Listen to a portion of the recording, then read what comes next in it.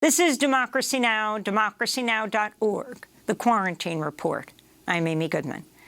On Thursday, President Biden signed legislation to create a new federal holiday to commemorate Juneteenth, which marks the end of slavery in the United States. The Juneteenth celebration dates back to the last days of the Civil War, when Union soldiers landed in Galveston, Texas on June 19, 1865, with news that the war had ended, and enslaved people learned they were freed 2.5 years after the Emancipation Proclamation. Juneteenth is the first new federal holiday since Dr. Martin Luther King Jr. Day was created nearly 40 years ago. President Biden spoke at the ceremony at the White House Thursday. Juneteenth marks both the long, hard night of slavery and subjugation and a promise of a brighter morning to come. This is a day of profound, in my view, profound weight and profound power. A day in which we remember the moral stain, the terrible toll that slavery took on the country and continues to take. What I've long called America's original sin. The bill to make Juneteenth a federal holiday was passed by a unanimous vote in the Senate. But in the House, 14 Republicans, all white men, voted against the holiday. At Thursday's White House ceremony, Vice President Kamala Harris spoke about how enslaved people in Texas were held for over 2 years after President Abraham Lincoln signed the Emancipation Proclamation. For more than 2 years, the enslaved people of Texas were kept in servitude. For more than 2 years, they were intentionally kept from their freedom. For more than 2 years. And then on that summer day, 156 years ago, the enslaved people of Texas learned the news. They learned that they were free, and they claimed their freedom. It was indeed an important day. To talk more about Juneteenth and the legacy of slavery, we're joined by the writer and poet Clint Smith. He's author of the new book, How the Word is Passed, a reckoning with the history of slavery across America. He's also a staff writer at The Atlantic. Clint Smith, welcome to Democracy Now! It's great to have you with us. Thank you for having me. So one of the chapters in your book is Galveston Island. And that is where Juneteenth comes from. Can you tell us the story in full of Juneteenth and your feelings today? This is the first day the federal holiday is being celebrated because June 19th actually falls on a Saturday. Yeah, so as you mentioned, I went to Galveston, Texas. I've been writing this book for 4 years, and I went 2 years ago, and it was marking the 40th anniversary of when Texas had made Juneteenth a state holiday, and it was the Al Edwards prayer breakfast. The late Al Edwards Sr. is the state legislator, black state legislator, who made possible and advocated for the legislation that turned Juneteenth into a holiday, state holiday in Texas. And so I went in part because I wanted to spend time with people who were the actual descendants of those who had been freed by General Gordon Granger's General Order Number 3. And it was a really remarkable moment because I was in this place, on this island, on this land, with people for whom Juneteenth was not an abstraction. It was not a performance. It was not merely a symbol. It was part of their tradition. It was part of their lineage. It was an heirloom that had been passed down and that had made their lives possible. And so I think I gained a more intimate sense of what that holiday meant. And to sort of broaden out more generally, you spoke to how it was more than 2.5 years after the Emancipation Proclamation, and it was an additional 2 months after General Robert E. Lee surrendered at Appomattox, effectively ending the Civil War. So it wasn't only 2 years after the Emancipation Proclamation; it was an additional 2 months after the Civil War was effectively over. And so for me, when I think of Juneteenth, part of what I think about is both the both-endedness of it, that it is this moment in which we mourn the fact that freedom was kept from hundreds of thousands of enslaved people for years and for months after it had been attained by them. And then at the same time, celebrating the end of one of the most egregious things that this country has ever done. And I think what we're experiencing right now is a sort of marathon of cognitive dissonance in the way that is reflective of the Black experience as a whole, because we are in a moment where we have the first new federal holiday in over 40 years, and a moment that is important to celebrate the Juneteenth and to celebrate the end of slavery, and to have it recognized as a national holiday.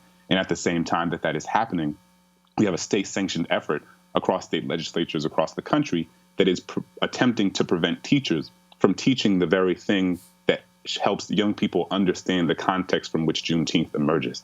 And so I think that we recognize that as a symbol, Juneteenth is not, that it matters, that it is important, but it is clearly not enough. And I think what the fact that Juneteenth has happened is reflective of a shift in our public consciousness, but also of the work that Black Texans and Black people across this country have done for decades to make this moment possible. And can you explain more what happened in Galveston in 1865, and even, as you point out, what the Emancipation Proclamation actually did 2.5 years before?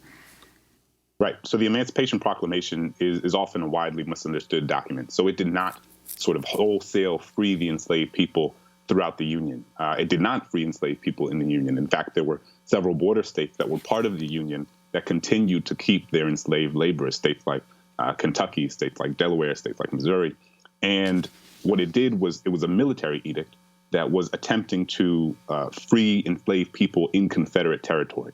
But the only way that that edict would be enforced is if Union soldiers went and took that territory. And so part of what many enslavers realized, right, and realized correctly, was that Texas would be one of the last frontiers that Union soldiers would be able to come in and enforce the Emancipation Proclamation, if they ever made it there in the first place, because this was 2 years prior to the end of the Civil War. And so you had enslavers from Virginia and from North Carolina and from all of these states in the Upper South who brought their enslaved laborers and relocated to Texas in ways that increased the population of enslaved people in Texas by the tens of thousands. And so when Gordon Granger comes to Texas, he is making clear and letting people know that the Emancipation Proclamation had been enacted in ways that, because of the topography of Texas and because of how spread out and rural and far apart from different ecosystems of information many people were, a lot of enslaved people didn't know that the Emancipation Proclamation had happened. And some didn't even know that General Lee had surrendered at Appomattox 2 months prior. And so part of what this is doing is making clear to the 250,000 enslaved people in Texas that they had actually been granted freedom 2.5 years prior, and that the war that this was all fought over had ended 2 months before. At Thursday's presidential signing ceremony, Joe Biden got down on his knee to greet Opal Lee, the 94-year-old activist known as the grandmother of Juneteenth. This is Biden speaking about Lee. As a child growing up in Texas, she and her family would celebrate Juneteenth. And Juneteenth, 1939, when she was 12 years old, a white mob torched her family home. But such hate never stopped her, any more than it stopped the vast majority of you I'm looking at from this podium. Over the course of decades, she's made it her mission to see that this day came. It was almost a singular mission. She's walked for miles and miles, literally and figuratively, to bring attention to Juneteenth, to make this day possible. And this is Opal Lee speaking at Harvard's School of Public Health earlier this week. I don't want people to think Juneteenth is just one day.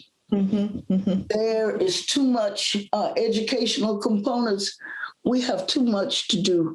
I even advocate that we do Juneteenth, that we celebrate freedom from the 19th of June to the 4th of July.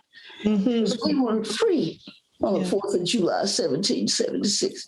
That would be celebrating freedom. You understand? If we were able to do that. And that is Opal Lee, considered the grandmother of Juneteenth. And Clint, one of the things you do in your book is you introduce us to grassroots activists. This doesn't come from the top. This comes from years of organizing, as you point out, in Galveston itself, and with people like, not that there's anyone like Opal Lee. Yeah, no, absolutely. Part of what this book is doing, it is an attempt to uplift the stories of people who don't often get the attention that they deserve in how they shape the historical record. So that means the public historians who work at these historical sites and plantations. That means the museum curators. That means the activists and the organizers, people like Take 'em Down Nola in New Orleans, who pushed the city council and the mayor to make possible the fact that in 2017 these statues would come down, several Confederate statues in my hometown in New Orleans. And part of when I think about someone like Ms. Opal Lee, part of what I think about is our proximity to this period of history, right? Slavery existed for 250 years in this country and has only not existed for 150. And, you know, the way that I was taught about slavery growing up in elementary school, we were made to feel as if it was something that happened in the Jurassic Age, that it was the Flintstones, the dinosaurs, and slavery, almost as if they all happened at the same time. But the woman who opened the National Museum of African American History and Culture alongside the Obama family in 2016 was the daughter of an enslaved person, not the granddaughter or the great-granddaughter or the great-great-granddaughter. The daughter of an enslaved person is who opened this museum, the Smithsonian, in 2016. And so there's clearly, for so many people, there are people who are alive today who were raised by, who knew, who were in community with, who loved, people who were born into intergenerational chattel bondage. And so this history that we tell ourselves was a long time ago wasn't in fact that long ago at all. And part of what so many activists and grassroots public historians and organizers across this country recognize is that if we don't fully understand and account for this history that actually wasn't that long ago, that in the scope of human history was only just yesterday, then we won't fully understand how our contemporary landscape of inequality today. We won't understand how slavery shaped the political, economic, and social infrastructure of this country. And when you have a more acute understanding of how slavery shaped the infrastructure of this country, then you're able to more effectively look around you and see how the reason one community looks one way and another community looks another way is not because of the people in those communities, but is it because of what has been done to those communities generation after generation after generation. And I think that is central to the sort of public pedagogy that so many of these activists and organizers who have been attempting to make Juneteenth a holiday and bring attention to it as an entry point to think more wholly and honestly about the legacy of slavery have been doing.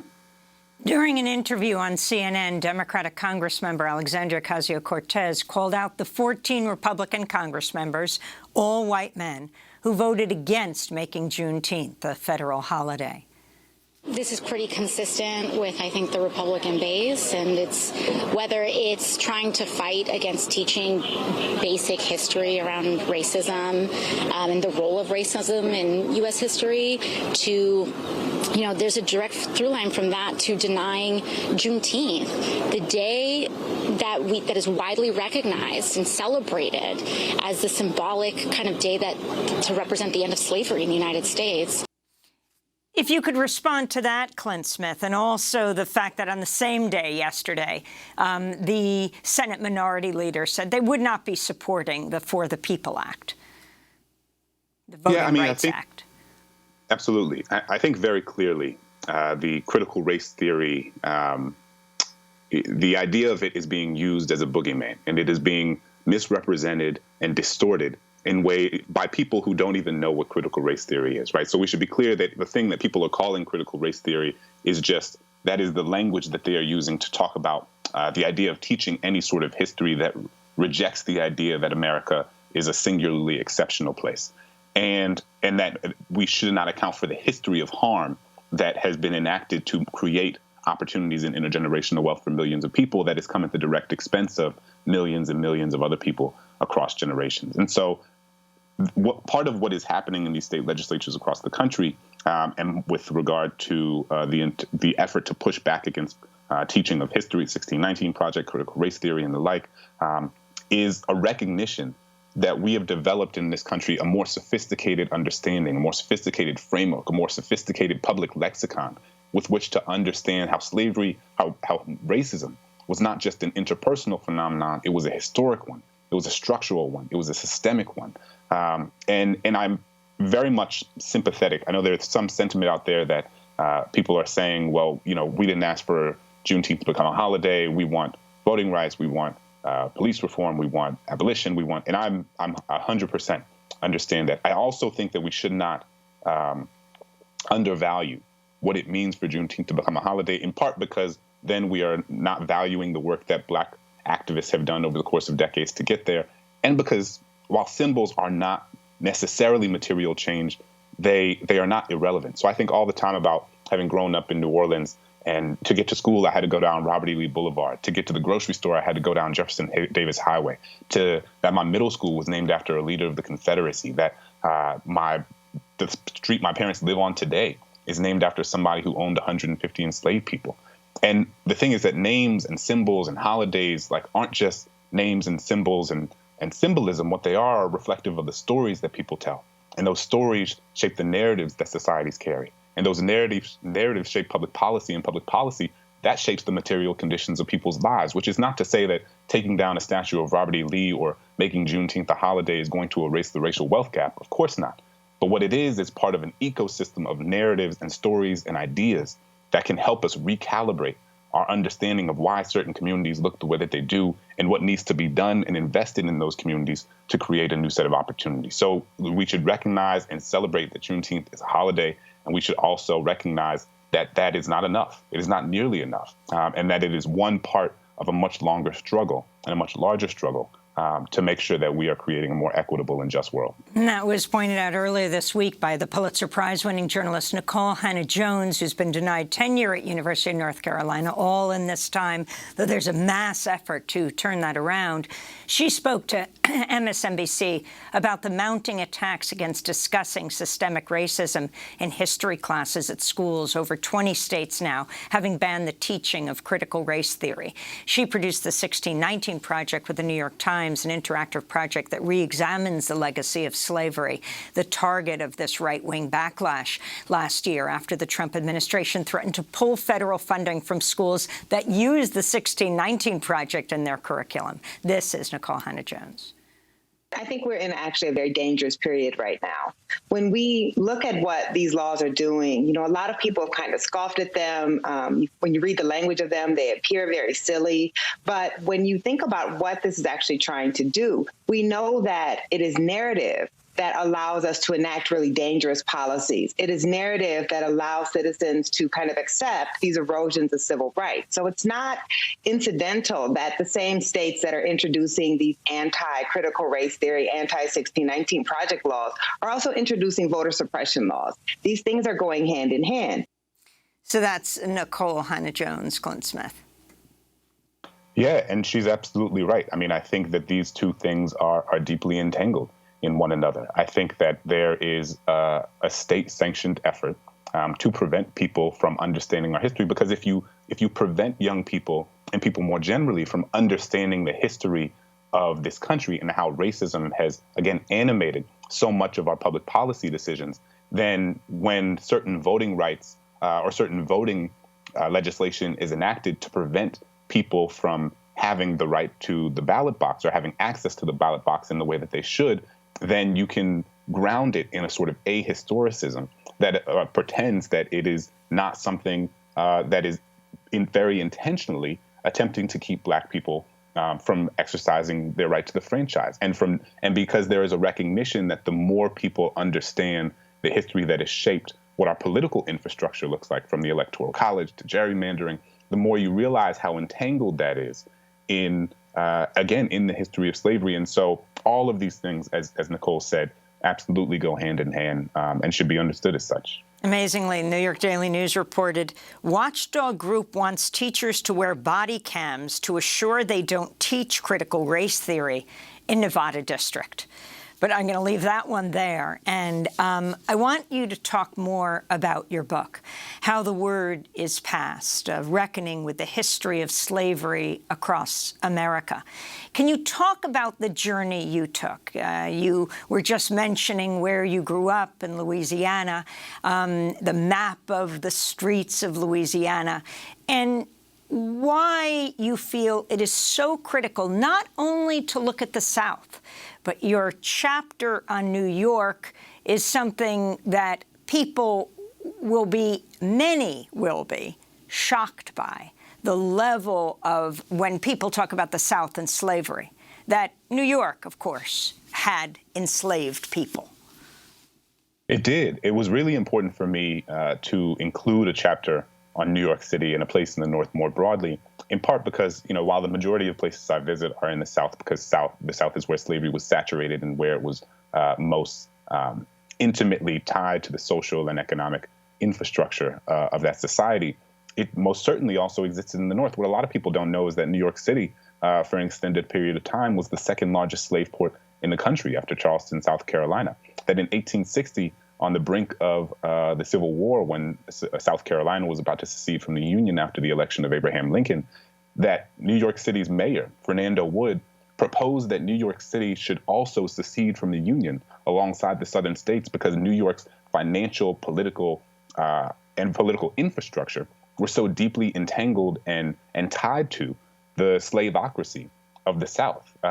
Also that the Statue of Liberty was originally conceived by Edouard de la Boulaye, a French abolitionist who conceived of the idea of the Statue of Liberty and giving it to the United States as a gift, that it was originally conceived as an idea to celebrate the end of the Civil War and to celebrate abolition. But over time, that meaning has been, even through the conception of the statue, right? The original conception of the statue actually had Lady Liberty breaking shackles, like a pair of broken shackles on her wrists to symbolize the end of slavery. And over time, it became very clear that that would not have the sort of wide mainstream support of people across the country. Obviously, this having been just not too long after the end of the Civil War, so there were still a lot of fresh wounds. And so they shifted the meaning of the statue to be more about a sort of inclusivity, more about the American experience, the American project, the American promise, the promise of democracy, and sort of obfuscated the original meaning to the point where even the design changed. And so they replaced the shackles with a tablet and the torch, and then put the shackles very subtly, sort of underneath her robe. And but the only way you can see them, these broken chains, these broken links, are from a helicopter or from an airplane. And in many ways, I think that is a microcosm for how we hide the story of slavery across this country, that these chain links are hidden out of sight, out of view of most people, from under the robe of Lady Liberty, and how the story of slavery across this country is very, as we see now, very intentionally trying to be hidden and kept from so many people, so that we have a fundamentally inconsistent understanding of the way that slavery shaped our contemporary society today. In your book, you write that by the early 19th century, the New York financial industry became even more deeply entrenched in chattel slavery. Money from New York bankers went on to finance every facet of the slave trade. Explain. It did. So the banks in New York City were where the planters and the enslavers in the South got their capital. It is how they used the bodies of enslaved people as collateral for loans that they would take out and with insurance companies. I mean, and so it is very clear not only that New York City had enslaved people itself, right, for an extended period of time, as did places in New England, Connecticut, Rhode Island, but that it is the financial and economic infrastructure of New York City and the people who created mass amounts of wealth in that city that allowed slavery to continue to evolve and prosper. And that really made it so that I think we tend to have this sort of bifurcated view and overly simplistic view of like, oh, the people in the North were the good guys and people in the South were the bad guys. But there were a lot of people in the North, and as I talked about, in New York City, who were deeply committed to the perpetuation and existence of slavery in the South because it was beneficial for them economically, it was beneficial for them politically, it was beneficial for them socially, and it was in line with how they understood the role of enslaved people and Black people in this country. It is not, they might not have wanted to have enslaved people themselves, but they most certainly did not believe in an abolition, or they most certainly did not think that they wanted something to prevent the massive influx of capital that they were receiving from continuing to flow into their hands. Clint, before we end, you are an author, you're a writer, you're a teacher, and you are a poet. Can you share a poem with us? I'd be happy to. And so when you're a poet writing nonfiction, that very much animates the way that I approach the text. And so this is this is an adaptation or an excerpt from the end of one of my chapters that originally began as a poem that I wrote when I was trying to think about some of these issues that I brought up. Growing up, the iconography of the Confederacy was an ever-present fixture of my daily life. Every day on the way to school, I passed a statue of P.G.T. Beauregard riding on horseback, his Confederate uniform slung over his shoulder, and his military cap pulled far down over his eyes. As a child, I did not know who P.G.T. Beauregard was. I did not know he was the man who ordered the first attack that opened the Civil War. I did not know he was one of the architects who designed the Confederate battle flag. I did not know he led an army predicated on maintaining the institution of slavery. What I knew is that he looked like so many of the other statues that ornamented the edges of this city, these copper garlands of a past that saw truth as something that should be buried underground and silenced by the soil.